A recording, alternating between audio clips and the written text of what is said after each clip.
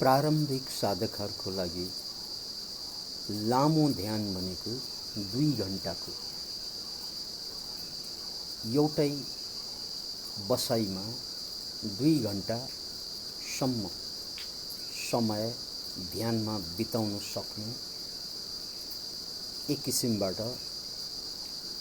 ध्यान मुद्रा सिद्ध भएको मानिन्छ। यसपछि दृढ भूमि तयार हुन्छ ध्यानको लागि। तर 2 घण्टा लामो ध्यान गरिरहन सक्नु निकै कठिन हुन्छ। अतः ध्यानको अन्त्यतिर जब कठिन हुन्छ त्यो बेला बुझ्नुपर्छ कि ध्यानमा बाधा आइसकेका छन् र त्यो बाधालाई हटाउनु पर्छ। त्यो बाधा हटेन भने अब ध्यान लम्ब्याउन सकिँदैन र ध्यान लम्बिएन भने साधना सिद्ध हुँदैन। अतः यो गम्भीर साधकको लागि जब ध्यान कठिन मोडमा पुग्छ त्यो बेला ध्यानका बाधाहरू खोज्नुपर्छ। त्यो बाधामा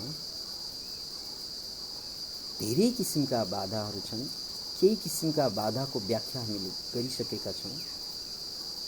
अब अर्को खाले बाधा जसलाई इल विल भनिन्छ, अरूको बारेमा नेगेटिभ विचार आउन थाल्छ। अरूको बारेमा नेगेटिभ विचार, कुनै शत्रुहरू छन् भने त्यो शत्रुप्रति रिस उठ्नु, त्यसलाई सिद्ध्याउनु पर्ने, त्यसलाई बर्बाद पार्नु पर्ने भन्ने विचार आउनु, बदला लिनुपर्ने भन्ने विचार आउनु, यसरी अरूप्रति नराम्रो विचार आउनु। किनकि अरूले दुःख दिएको, पीडा दिएको, आफ्नो प्रगतिलाई रोकिदिएको यावत कुराहरू यो ध्यानको गहिराइमा जाने क्रममा माथि सतहमा आउन थाल्छ। किनकि यस्ता घटना, अरूबाट पीडा पाएको, दुःख पाएको घटना हरेक मान्छेको जीवनमा हुन्छ। त्यो ध्यानको गहिराइमा जाँदा बिस्तारै त्यो माथि आउँछ। किनकि ध्यान भनेको कन्सियस माइन्डबाट सबकन्सियस हुँदै सुपर कन्सियसमा जाने हो। तर कन्सियसबाट सबकन्सियसमा आउँदाखेरि त्यो सबकन्सियसभित्र यस्ता भावनाहरू छन्, पीडाहरू छन्, सम्बोधन नगरिएका, एड्रेस नगरिएका प्रब्लम्सहरू छन् भने त्यो सतहमा आउन थाल्छ। यसले मलाई ध्यान गर्न कठिन बनाइदिन्छ। अनि ध्यानको ठाउँमा म गाली गरिरहेको हुन्छु, बदला लिने योजना बुनिरहेको हुन्छु, षड्यन्त्र रचिरहेको हुन्छु ध्यानैमा। र यस्तो भइदियो भने अगाडि ध्यान बढ्दैन। अब यस्तो अवस्थामा पहिला त प्रश्न गर्नु पर्यो, यो विचारै किन आयो? अरूप्रति नराम्रो विचार, नकारात्मक विचार, दुष्विचार किन आयो? त्यसको कारण के हो? त्यसलाई बुझौँ, त्यसलाई खोजौँ, चिन्तन गरौँ। चिन्तन गरेर खोजिन्छ र कारणहरू पत्ता लागिसकेपछि अब निवारणतिर जानु पर्यो। त्यो निवारणको सबभन्दा ठुलो हतियार, माध्यम भनेको के हो त? क्षमा, शान्ति, पारमिता भनिन्छ यसलाई। कि जसले मलाई जानी अनजानी दुःख दिए, जसले मलाई जानी अनजानी पेले दुःख दिए, मलाई दर्दमा जाकिराखे, कोचिराखे, यी सबै मान्छेलाई मेरो तर्फबाट क्षमा भयो। किनकि यिनीहरूलाई क्षमा दिएन भने म ध्यानमा डुब्न सक्दिनँ, मेरो ध्यान अगाडि बढ्दैन। म अब सामान्य मान्छे होइन, म साधक हुँ। साधकले यो सांसारिक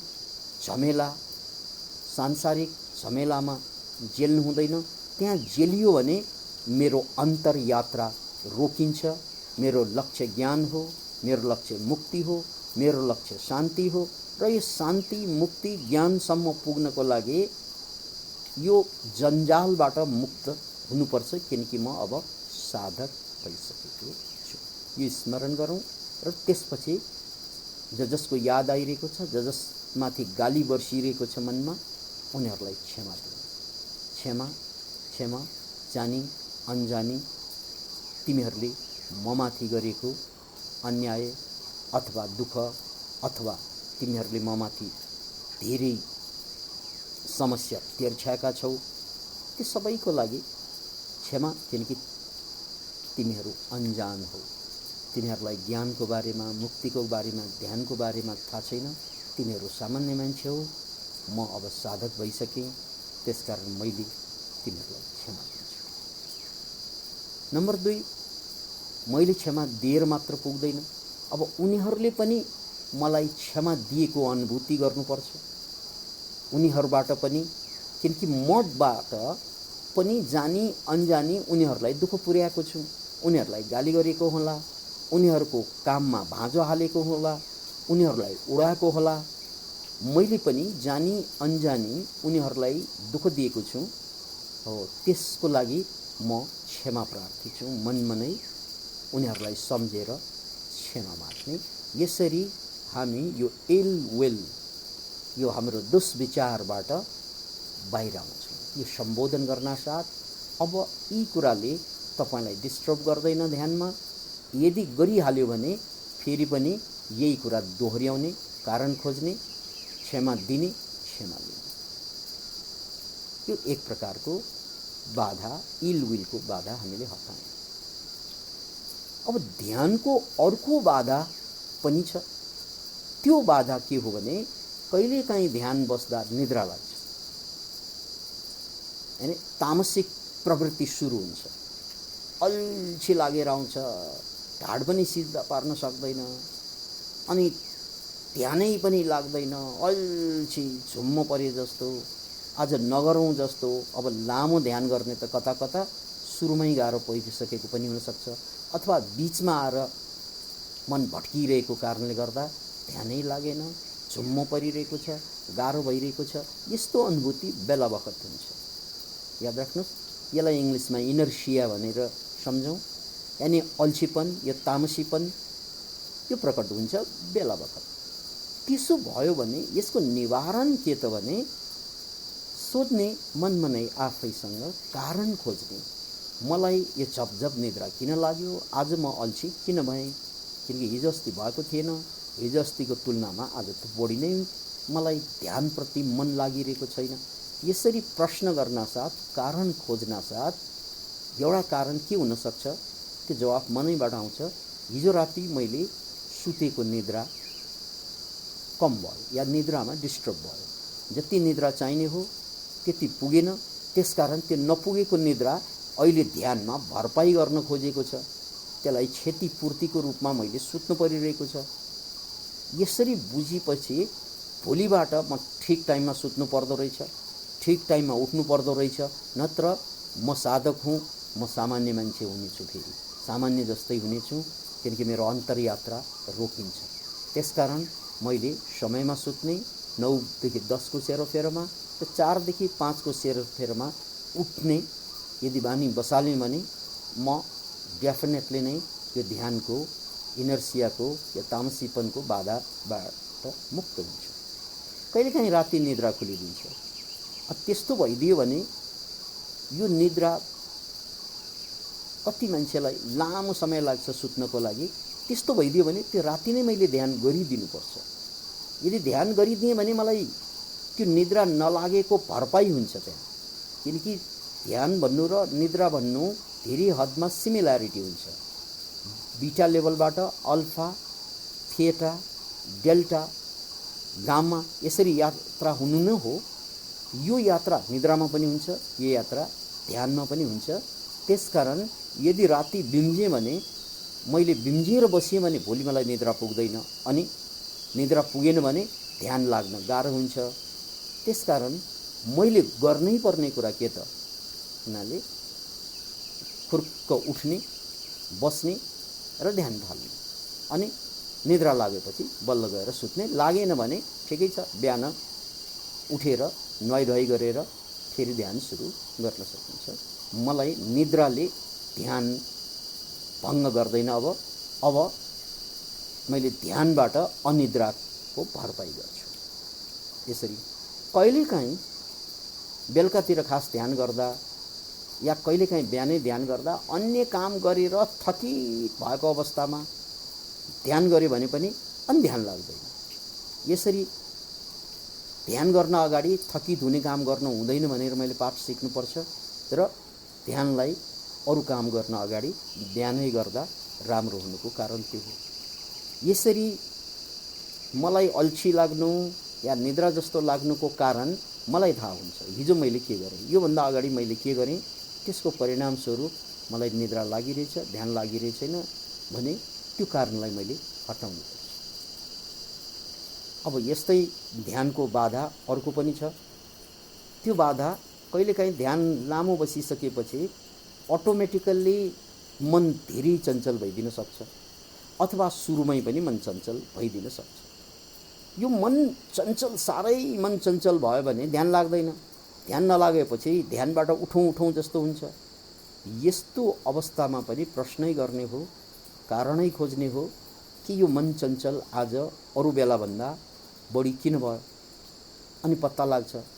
याद राख्नुहोस्, ध्यान गर्न अगाडि भनौँ मैले अफिस जाने टाइममा 9 बजे खाना खाएर 10 बजे अफिस पुग्नु पर्यो र ध्यान मैले आज ढिलो गरेँ भने कहिले मैले अफिस पुग्नुपर्छ भन्ने याद आउँछ, कहिले भात खानुपर्ने याद आउँछ।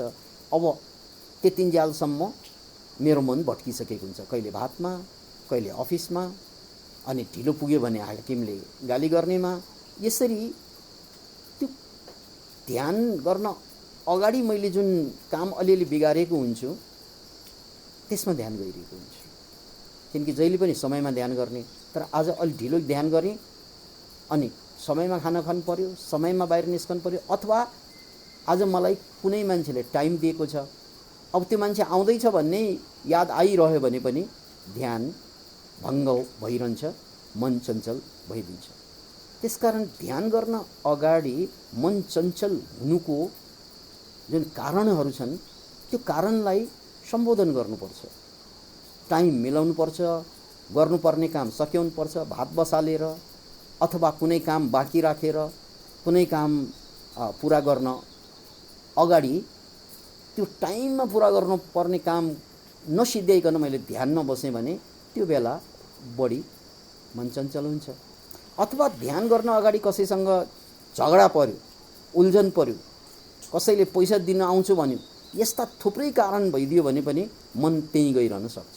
त्यसकारण ध्यानलाई बिहान उठ्नासाथ गर्दा जति ध्यान लाग्ने बेला अरू नहुनुको कारण त्यस अगाडि त्यस्ता घटनाहरू हुँदैनन्।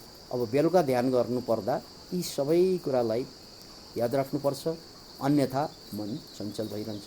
कहिलेकाहीँ बिहानै पनि मन चञ्चल भइदियो भने किन भइदियो त आज, त्यो कारण खोज्नुपर्छ र त्यो कारणलाई सम्बोधन गर्नुपर्छ।